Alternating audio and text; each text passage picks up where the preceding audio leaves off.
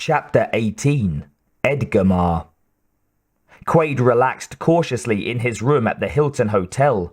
It was tourist room night, which was not the same as Mars night. The half-hour added length of the Martian day might not seem like much of a problem to the workers here, but tourists fresh from Earth could get all out of sync. So each room could be set to whatever rhythm and particular time the occupant wanted. Quaid hadn't bothered to reset it from the time the prior occupant had left it at. After all, he was a fresh tourist too. Thus it was night in here, while still late afternoon outside. Cohagen's minions still hadn't come after him. Had he truly given them the slip, or were they waiting till the time they thought he would be asleep? After their several unsuccessful attempts to kill him, they might have learned caution. More likely, they just didn't want a big messy scene here in the tourist district of Mars. They might succeed in taking him out, but if it cost them a bad tourist season because travelers would be afraid of getting murdered in their hotel rooms, it wouldn't be worth it. So maybe he was safe for the moment, and maybe he wasn't. He would take precautions when he slept, setting up a dummy in the bed while he slept elsewhere, just in case. But his mind really wasn't on survival at the moment. It was on Melina. What should he have done to make it right with her? He was now assured that she was the woman of his dream, for a setup would have played along with him, pumping him for information while she had supposedly spontaneous sex with him, then signaling the goons to come. Instead, she had thrown him out. That convinced him, painful as it was to take. So maybe he had played it right after all, because now he knew he could trust her. If only he could get her to trust him. Well, he would sleep on it. Maybe he would dream again, and the dream would be of her, and show him how to approach her. Meanwhile, he would try to relax. He had eaten, perhaps foolishly. He had loaded up on more Mars candy bars and a package of vitamins just to keep things balanced. It wasn't that he was a freak for candy, but it made him feel closer to Hauser, and he hoped that he could get just close enough to remember something vital. He wasn't any more of a psychologist than he was of a social worker, but it seemed to him that the more he immersed himself in the things associated with Hauser, the more likely he was to trigger some additional insight into the man. Such an insight could save his life, or give it more meaning. He turned on the video. The room didn't sport a wall-sized screen, as Mars didn't have much of a consumer industry, but it was possible to adapt to the smaller set. An in-house documentary about what else, Mars, came on. There were boring images of black rocks in the red desert. The same sort of scene had fascinated him earlier in the day, but now he had full-blown it with Melina. Anything that didn't look like her was dull. The first evidence of an alien presence on Mars was not uncovered until 40 years after the manned expedition. The narrator said off-camera, when glazed sand provided proof of visitations by non-human travelers. Quaid lay on his bed in the dark hotel room, bathed in the pale blue glare of the screen and the pale red glare from the skylight. That should really interest him, he knew, but the image of Melina's angry face pretty much blotted it out. With her by his side, everything about Mars was wonderful. Without her, the allure was gone. He changed the channel. The face of Velos Cohagen filled the screen, and Quaid sat up to watch more closely.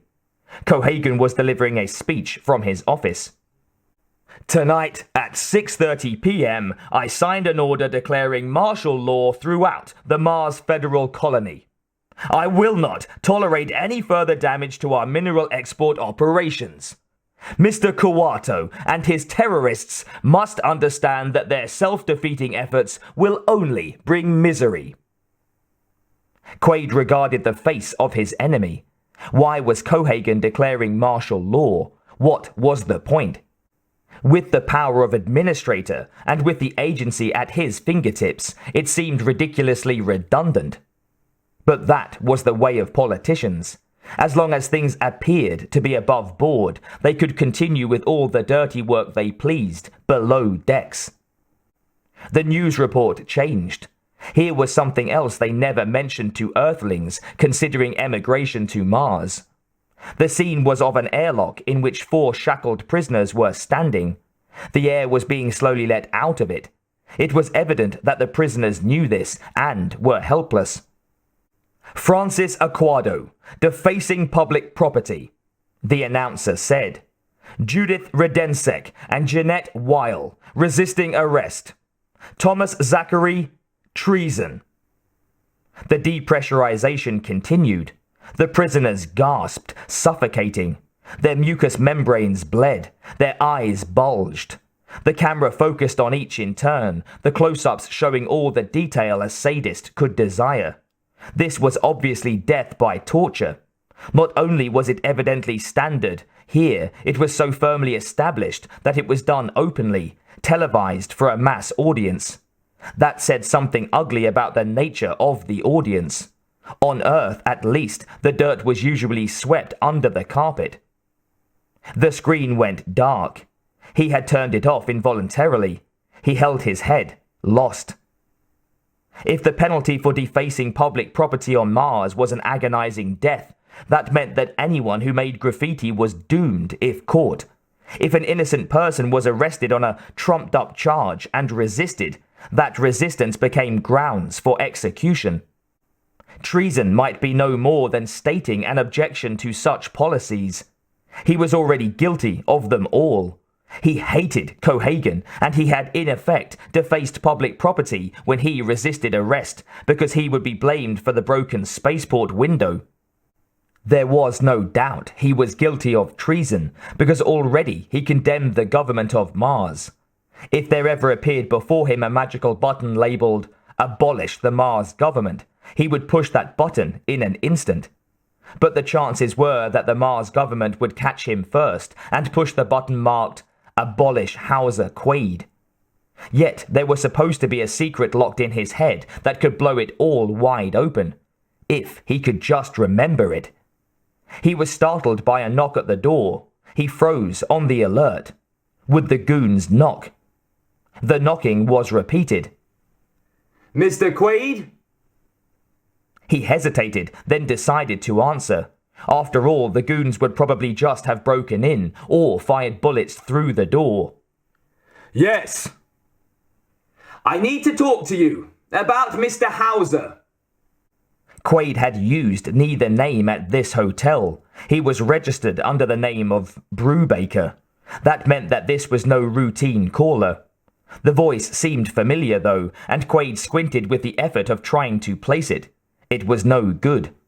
He couldn't take a chance. He got out his gun and cocked it. The first thing he had done, once he got private, was to assemble it from the various segments stashed in his pockets, which had in turn been assembled from the various items of apparel that its components seemed to be. He approached the door very carefully from the side. Who are you? He demanded.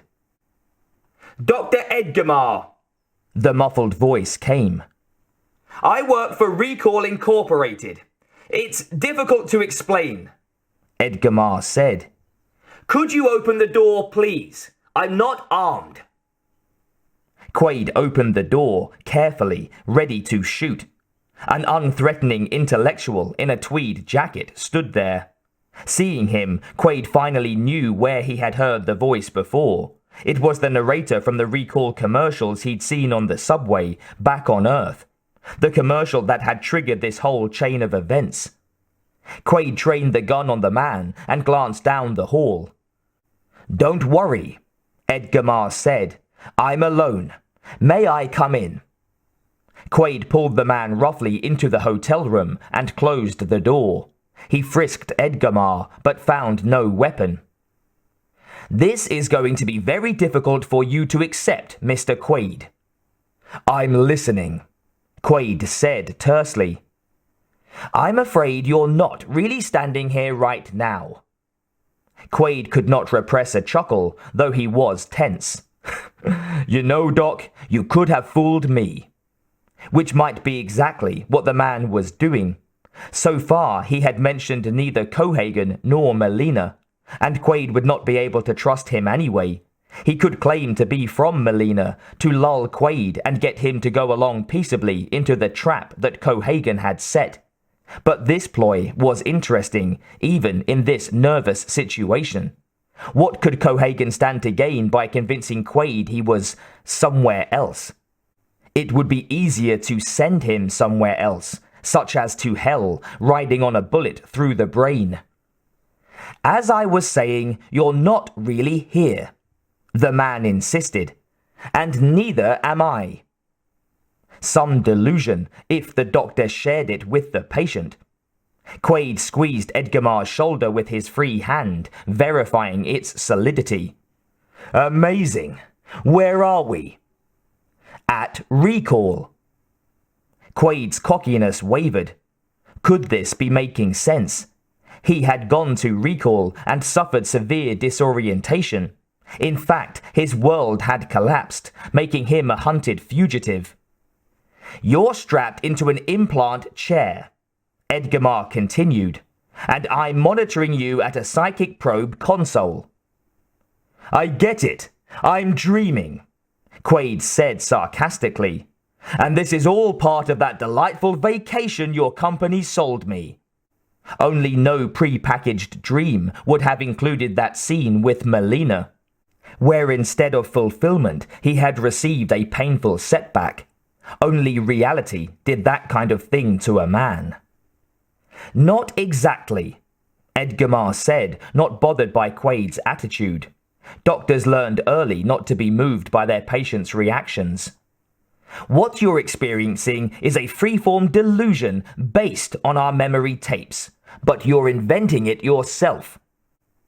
That made Quaid pause. Suppose the tape had Melina scheduled as a joyful reunion, but his cynical mind was not able to settle for that. So his suspicion became her suspicion in the dream, and she rejected him. He had heard that a person's mind could do that. It was called transference or something. He could have ruined it himself.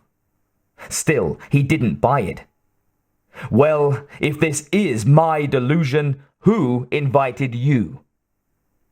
I've been artificially implanted as an emergency measure, Edgamar said without hesitation. Then gravely, I'm sorry to tell you this, Mr. Quaid, but you're experiencing a schizoid embolism. We can't snap you out of your fantasy. I've been sent in to try to talk you down to reality. And reality is that I'm not really here, Quaid asked. Think about it, Mr. Quaid. Your dream started in the middle of the implant procedure. Everything after that, the fights, the trip to Mars in a first-class cabin, your suite at the Hilton, these are all part of your Rekall package. Complete and utter bullshit, Quaid said, beginning to fear that it was not. What about the girl? Edgamar asked evenly. Brunette, buxom, wanton and demure, just as you specified. Is that bullshit? She's real, Quaid said. I dreamed about her before I even went to Rekall. Mr. Quaid, can you hear yourself?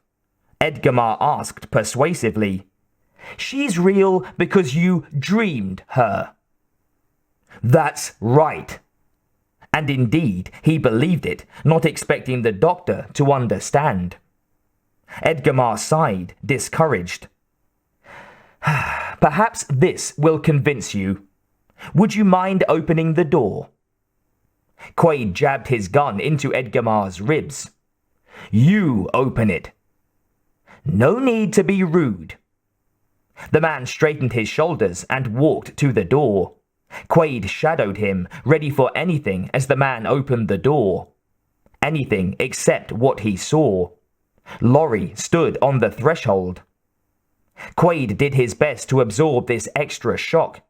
Laurie was beautiful, in exactly the kind of wanton and demure outfit he liked, showing more breast than she seemed to be conscious of, her face evincing a trace of colour where he had hit her with the gun, by the eye.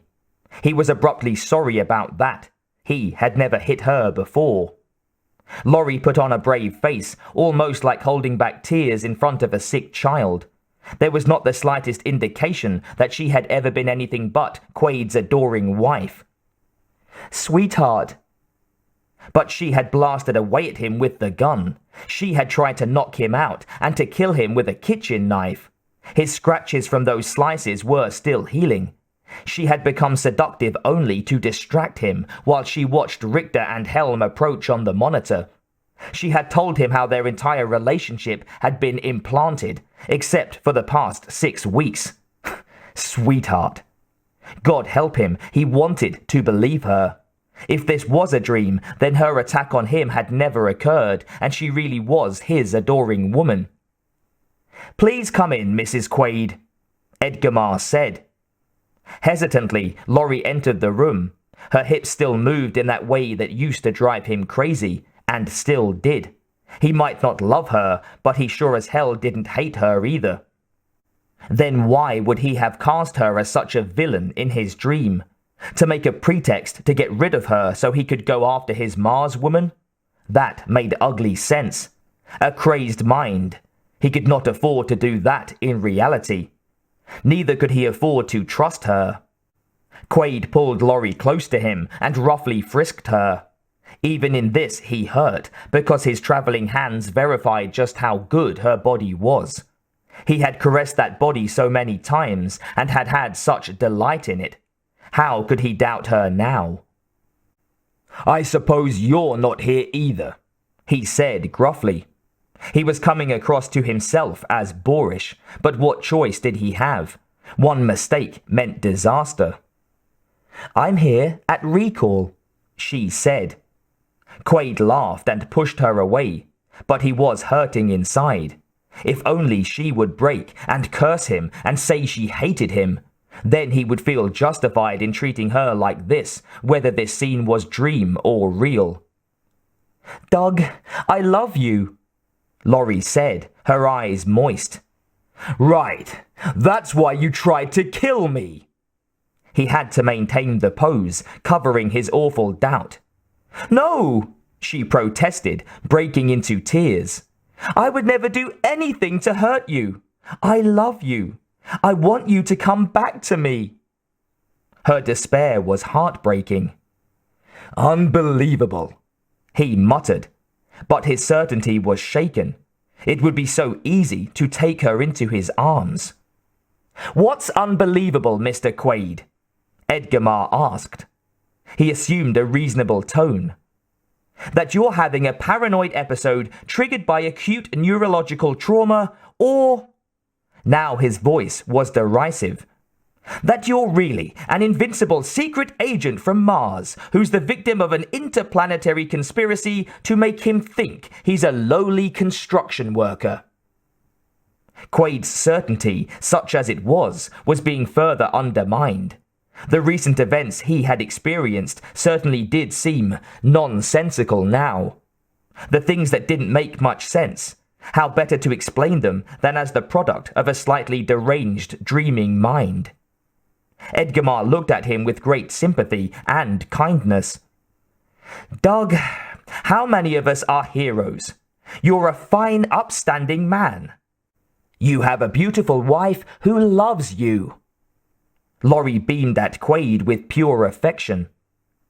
"You have a secure job and a bright future," Edgamar continued. "Your life is ahead of you, Doug." He frowned benignly. "But you've got to want to return to reality." It did seem to fit together. Quaid was almost convinced.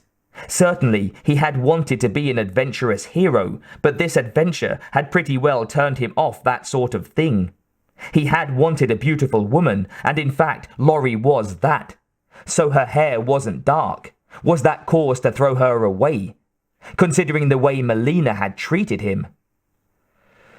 "What do I do?" he asked. Edgamar opened his hand, revealing a small pill. "Take this pill." "What is it?" Quaid was not so dull as to miss the fact that an imagined pill could not do anything the imagination couldn't. "It's a symbol. A symbol of your desire to return to reality, Edgamar explained. Inside your dream, you'll fall asleep and wake up in reality. That had happened before when he had fallen down the alien tube on Mars and woken in bed with Laurie. That had its appeal. He picked up the pill and contemplated it. He could appreciate the rationale. In life, a person took a pill to get well. In a dream, he took one to want to get well. The effect could be similar. You should know, Mr. Quaid, that Rekall will provide you with free counseling for as long as you need it. In addition, if you sign a release, we'll agree to a large cash settlement. How much? The question was automatic, though he hardly cared. The larger question was whether he wanted the reality he had known on Earth, or a continuation of this crazy quilt adventure on Mars. The answer should have been obvious, but the memory of Melina and the hint of something else, something so important that... 100,000 credits, maybe more. Laurie brightened, becoming hopeful. Think about it, Doug. We could buy a house. Instead of the Connaught on the 200th floor, that too had its appeal. Maybe a vacation in an undersea dome. Of course, Edgamar said. This all hinges on you taking that pill. On the verge of succumbing to their logic, Quaid grew suspicious again. Why should it all hinge on his taking the pill? Why couldn't he merely declare, I'm through with dreaming. I want to return to reality and Laurie, and be there. On rare occasions, he had what he thought was called lucid dreaming, where he came to realize that it was a dream and could control it somewhat. Generally, when that happened though, the dream lost its substance and he woke. So instead of hauling in a lucid sex pot, he woke with a hard-on and nowhere to put it. That had been back when he was a teenager, before Laurie. Still, the principle was there. If he couldn't break out of the dream without the symbol, why should it work with the symbol? Why were they so eager for that symbol? Let's say you're right, Quaid said. This is all a dream. He raised the gun to Edgamar's head. Then I can pull this trigger and it won't matter. He started to pull the trigger. Here was a test that meant something. If this was not a dream, Edgamar would be exceedingly eager to avoid this test. Doug, don't! Laurie cried.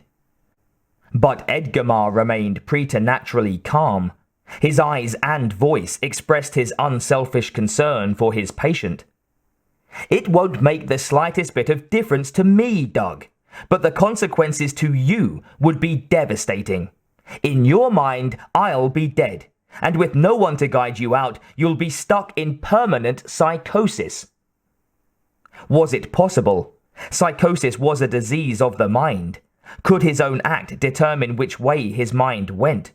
Would shooting Edgamar be his decision to avoid reality, rather than any tangible act to embrace it, such as taking the pill? Doug, please let Dr. Edgamar help you, Laurie pleaded. His finger on the trigger, Quaid was torn with doubt. He knew he could do it and splatter the doctor's brains. But did he want to? If that meant that he was locking himself into a dream of violence and uncertainty and frustrated love. The walls of reality will come crashing down, Edgamar said. 1 minute you'll be the savior of the rebel cause, then next thing you know, you'll be Cohagen's bosom buddy. Until finally, back on Earth, you'll be lobotomized. Quaid was totally demoralized. It had to be true. If he really was in a semi-coma back on Earth and could not be brought out of it, they would lobotomize him. There was no point in maintaining a vegetable. It was uneconomic. A lobotomized man might not be very creative, but he could handle a jackhammer. So he had better guess right. It was disaster to go with illusion either way. So, get a firm grip on yourself, Doug, Edgamar said firmly. And put down the gun. Hesitantly, Quaid lowered the gun. If this was a dream and he shot someone, he would die or be lobotomized, same thing, instead of the other person. That's right. Now take the pill. There you go. Edgamar paused as Quaid's hand slowly took the pill. And put it in your mouth. Quaid put the pill in his mouth.